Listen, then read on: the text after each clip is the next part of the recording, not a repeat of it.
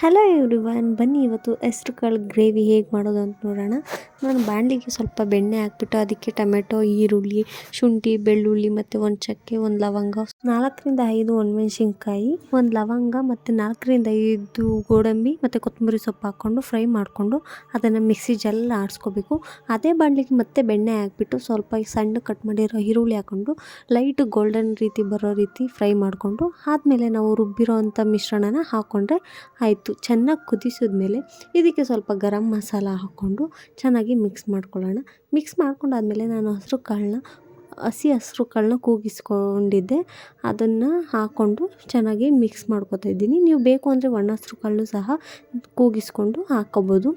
ಇದಾದಮೇಲೆ ನಾನು ಸ್ವಲ್ಪ ಕೊತ್ತಂಬರಿ ಸೊಪ್ಪು ಹಾಕ್ಬಿಟ್ಟು ಕುದಿಸಿದೆ. ತುಂಬ ಚೆನ್ನಾಗಿತ್ತು. ನೀವು ಸಹ ಟ್ರೈ ಮಾಡಿ. ಟೇಸ್ಟ್ ಅಂತೂ ಅಲ್ಟಿಮೇಟಾಗಿದೆ, ಸಿಂಪಲಾಗಿದೆ. ಟ್ರೈ ಮಾಡಿ.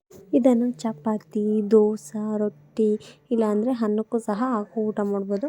ನಾನು ಚಪಾತಿ ಮಾಡಿಬಿಟ್ಟು ಟ್ರೈ ಮಾಡಿದೆ, ತುಂಬ ಚೆನ್ನಾಗಿತ್ತು. Thank you for watching.